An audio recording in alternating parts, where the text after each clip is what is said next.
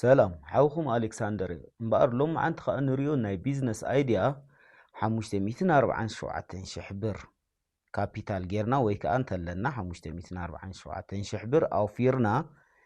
ወርሓዊ 220,000 ብር ፅሩይ መኽሰብ ንረኽበሉ ዓይነት ቢዝነስ እዩ ትዘፈርናዮሲ ኣብ 3 ወርሒ ክንመልሰሉ ንኽእል ዓይነት ቢዝነስ እዩ ማለት እዩ እዚ ቢዝነስ እዚ ናይ እንዳ ላውንድሪ ቢዝነስ እዩ ብጣዕሚ ጽቡቕ ቢዝነስ እዩ መብዛሕትኩም ሰባት ናይ እንዳ ላውንድሪ ስራሕልና ኢልኩም ጽሒፍኩም ለነርኩም ሕጂ ዲቴይል ኣቲና ክነጽንዖ ስለ ዘለና ግዜ ወሲደሉ ማለት እዩ እንታይ እዩ እዚ 547,000 ብር ኣብ ምንታይ ኢና ነጥፍኦ እንተዳኢልና ቁጽሪ 1 እታ ናይ ላውንድሪ ማሽን ክንዕድግ ኣለና 4 ኪሎ ናይ ቢዝነስ ንቢዝነስ ተባሂላ ትስራሕ ኣላ ንሳ ሕጂ ካብ 230,000 ብር ኣትሒዝና ኢና ንጅምሮ ማሽናት ማለት እዩ ካብኡን ላዕሊ ክሳብ 1 ሚልዮን 2 ሚልዮን ዝበፅሕ ኣሎ ማሽናት ግን እታ ናይ 4 ኪሎ 230,000 ብር ምናልባት እቲ ሪስክታት እንተዳ ትጸልዎ ኮይንኩም ከዓ በብ 50,000 ብር ንኣሽቱ ናይ 16 ኪሎ ዝሓጽባ ማሽናት ክትዕድጉ ትኽእሉ ኢኹም ብ4 ማሽናት ትጅምርዎ ማለት እዩ እዚ ዋይዝ ዝኾነ ተሓሳስባይ ኣይጽላእን እዩ ግን ኣነ በቲ ናይ ቢዝነስ ማሽን ገይረልኩም ዘለኹ 230,000 ብር የድልየኩም ድራየር መንቀጺት ከዓ ንሳውን በቲ ናይ ቢዝነስ የሰሪሓ ንስኻትኩም ካልእ ሜትድ ክትጥቀሙ ትኽእሉ ኢኹም 80,000 ብውሕዱ ክተውጽለኩም ማለት እዩ ካልእ ጀነሬተር ከድልየኩም እዩ ጀነሬተር ግድን እዩ ሕጂ 3,000 ዋት ዘለዎ ጀነሬተር ይኸድልየኩም ንሱ ከዓ ክሳብ 100,000 እዩ ዝበጽሕ ካልእ እዚ ጠረጴዛ ከድልየኩም እዩ መተኮሲ ንሱ ሕጂ ኣሎ እንዲ ብሕሱር ግን ጽቡቕ ነቲ ኳሌታ ነዚ እንታይ ኢኹም ናይ መንኩብ ገለ ከይዓጻጸፍኩም ክትሰርሕሉ እንተደኣ ደሊኹም ንሱ ከዓ ብ17,000 ብር ኣከባቢ ክትዕድግዎ ትኽእሉ ኢኹም ማለት እዩ ወይ ብ15,000 ብር ሶሪ ካልእ ማይ ወሳኒ ነገር እዩ ማይ ወሳኒ ነገር እዩ ኣብ እንዳ ላውንድሪ ስለዚ ታንከር ክህልወኩም ኣለዎ ድሓን ብንእሽተይ ታንከር ጀምሩ 1,000 ሊትሮ ዘለዋ ታንከር ብ12,000 ብር ክትረኽብዋ ትኽእሉ ኢኹም ካልእ ናይ ገዛ ክራይ እዩ ናይ ገዛ ክራይ ከከም ከተማኹም ኣብ ኣዲስ ኣበባ ተለኹም ብ50,000 መቐለ ተለኹም 30,000 ሽረ ተለኹም ኣይዶኖ 20-30 ክኸውን ይኽእል ዓዲግራት ተለኹም ከከም ትናትኩም ማለት እዩ ካልእ ድሬዳዋ ከምኡ ኣዳማ ክሳብ 20-25 እውን ክትረኽቡ ትኽእሉ ኢኹም ኣብ ዝተፈላለየ ከተማታት ዘለኹም በብትናትኩም ክስታይ ክትጽሕፍዎ ትኽእሉ ኢኹም ኣነ በዛ ዝነብረላ ዘሎ ከተማ ኣዲስ ኣበባ እየ ገይርዮ 50,000 ብር ስለዚ ናይ 3 ወርሒ 150,000 ብር ክተዳልውለኩም ማለት እዩ ካልእ በቃ ነቲ ኢንተሪየር ዲዛይን ጽቡቕ ክኾን ኣለዎ በቃ ከምዚ ምስቅልቅል ዝበለ ክኾን የብሉ እንዳ ላውንድሪ ስለዚ ንዑ 50,000 ክትምድቡለኩም ነቲ ፈርኒቸር ገለመለታት ማለት እዩ ካልእ መሳርሒ ዝኾነኩም 30,000 ከዓ የድልየኩም ማለት እዩ ስለዚ እዚ ብሓፈሻ ክንደይ ኮይኑሎ ማለት እዩ 547,000 ብር ኮይኑሎ ማለት እዩ ሕጂ ናብቲ ቢዝነስ ኢና ንኸይድ ኣብ እንዳ ላውንድሪ ቢዝነስ እቲ ደስ ዝብለካ ነገር ወጻእታት የብልካ ንኣብነት ሕጂ እንተዳ ንፉዕ ኮይንካ ኦኬ ንኣብነት ኮቦርታ ብ300 ብ350 ቅርሺ ይዕጸብ ኣሎ እዚ መጋረጃታት እዚ እንታይ ዝባል እዚ ኮብሪሎቶ ገለመለታት ካብ 250 ብር ንላዕሊ እዩ ዝሕጸብ ዘሎ ማለት እዩ ካልእ ክዳውንቲ ኣሎ ገለ ግን ኩሉ ሙሉ እቲ መኽሰቡ ዳርጋ 80-90% እዩ ሕጂ ንኣብነት ንመዓልቲ 10,000 ብር ሰሪሕኩም እንተዳ ውዒልኩም እታ ወጻእታትኩም 1,000 ብር ከማን ኣይትመልእና እዚ ሕጂ ትጽቡቕ ናይ እንዳ ላውንድሪ ስለዚ 10,000 እንተዳ ሰሪሕኩም 1,000 ወጻእታትኩም ዝኸውን ዘሎ ኣብ ወርሒ 300,000 ብር ክትሰርሑ ትኽእሉ ኢኹም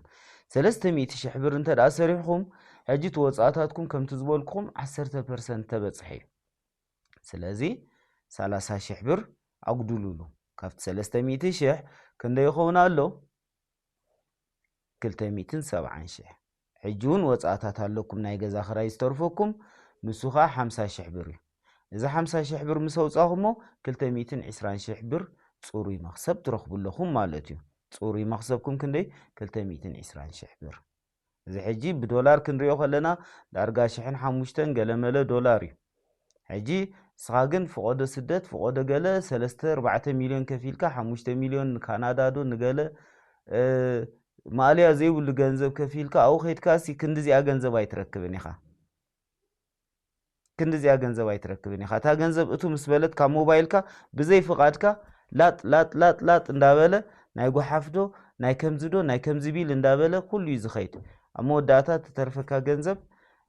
I don't know $500 ወይ $1,000 ያትኾን ሞኻ በ500 ገለን ዝጀመርካ ቢዝነስ ማለት እዩ ስለዚህ ስደት ጥራሕ ይኹን ተሓንጎልኩም ኣብ ዓድኹም ሰሪሕኩም ክትፍቱሙ ክትብልጽጉ ትኽእሉ ኢኹም ሕጂ እዚ እንዳ ላውንድሪ ኸኣ ስቕኢልካ ክዳን ምሕጻብ ጥራሕ ኣይኮነን አሁን ከለኻ ኸኣ ናይ ላርጎ ማሽንካ ቀሲልካ ትዕድግ እዚ ናይ ክዳን ምሕጻብ እንታይ ክትብሎ ዓዲካ ኣው ቀሚምካ ገለ ኣውታት ተቐምጦ ፍቲ ላዕሊ ኣብቲ ሸልፍ ተቐምጦ ሽዑ ክዳን ከዕድግ ዝመጸ ሰብ ነግረ መንገድኻ ትሸጠሉ እቲ ናይ ላርጎ ናይ ገለ መለታት ናይ ምሕጸቢ ናይ ክዳውንቲ ገለ ትሸጠሉ ወላ ናይ ሳምና ኣው እንዳፍረኻ ኣው ተቐምጦ ትኸሊኻ ትሸጦ ካልእ ካራባታዶ ገለ መለዶ ገለ ቁልፊ ገለ ኣው ተቐምጥ ትኸሊኻ ክመጹ ከለዉ ትሸጠሎም ጎንን ጎንስ ብዙሕ ቢዝነስ ውን ክትሰርሐሉ ትኽእል ኢኻ እዚ ናይ ላውንድሪ ቢዝነስ ብጣዕሚ ጽቡቕ ቢዝነስ እዩ ኣና ሓውኹም ኣሌክሳንደር የተባብዐኩም እየ ነዞም ኩላትኩም እንዳ ላውንድሪ ክንከፍዶ ኢልኩም ዝሓተትኩም ንሰባት ኣዝየ ዘተባብዐኩም ጥራሕ ንስኹም ክትዕድጉ ከለኹም ክስታይ ከይትገብሩ ንኣብነት ሕጂ እዚ ናይ ፌሮ ገለ ኢለኩም ዘለኹም ሲስቴም 17 ገለ ክሳብ 30,000 ኣውፅኡ ኢለኩም ዘለኹ ቁርብ ዕብይ ምስ በልኩም እንታይ ትገብሩ 120,000 ዝሽየጥ ኣሎ ጽቡቕ ነዚ ቢዝነስ ተባሂሉ ማለት እዩ ማሽናትኩም ሲ ኣፕዴት እንዳገበርኩሞ ትኸዱ ናሽቱ እንተዳ ላውንድሪ እንተዳ ኣለዋኹም ኮይነን ህፍትም ምስ በልኩም ዕብይ ዝበለ ማሽናት ካ ትዕድጉ ብጣዕሚ ክስታይ እዩ እንደገና ጎንኻ እንታይ እዩ ሕጂ ንኣብነት ኣነ መጋረጃታት ናይ ገዛይ ካብዚ ሕፀብ ክንደይ ገይሩ محسب ገንዘብ ሲኢነ ይኮንኩን ሙራድ ምድያብ ስለጾለ እስኩም ንለኹም ንስኻትኩም ሕጂ ዞም መጋረጃ ዘውሩዱ ዘደይቡ ገለምሻሎ ንዓታቶም ትሕዝዎም ሽዑ ክመጽ ከሎ ተዓሚል ናይ ገዛኻ መጋረጃ ደኣ ዘይተምጸልና ነጽሬልካይና ደሓና ይትሰከፍ ንሕና በዓልና ውሪድና በዓልና ክስታኽን ገብረልካይና ገለ እንዳበልኩም ስራሕ ክትፈጥሩ ክትክእሉ ኣለኩም ስራሕ እንዳፈጠርኩም ክትከዱ ክትክእሉ ኣለኩም ዶር ቱ ዶር ክትሰርሑ ኣለኩም እንዳዞርኩም ኣኻኺኩም መጋረጃታት ወሲድኩም ተሓጽብዎ እንዳዞርኩም በቃ እቲ ቢዝነስ ክስታ ክትገብርዎ ኣለኩም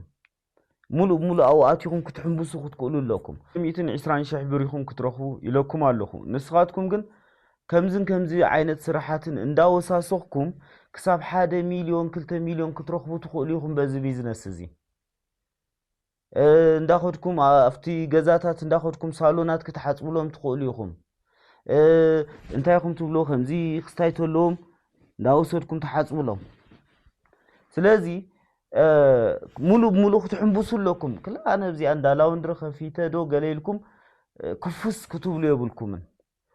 ሙሉ ኣብቲ ስራሕሲ ክትሕምብሱ ክትክእሉ ኣለኩም ጨብረቕረቕ ኣይኮነን ቲፉኣቲኹም ክትሕምብሱ ኣለኩም ከምዚ እንተደኣ ጌርኩም I can guarantee you ልዕሊ 1 ሚልዮን ክትሰርሑን ትኽእሉ ኢኹም ስለዚ ኣና ሓውኹም ኣሌክሳንደር መዓልቲ ናይ ቢዝነስ ሓሳባት ሒዘልኩም ክመጽእ ንስኻትኩም ከ ላይክ ፎሎው ሼር ገለመለ ኩሉ ጌርኩም ኣተባብዑኒ ማለት እዩ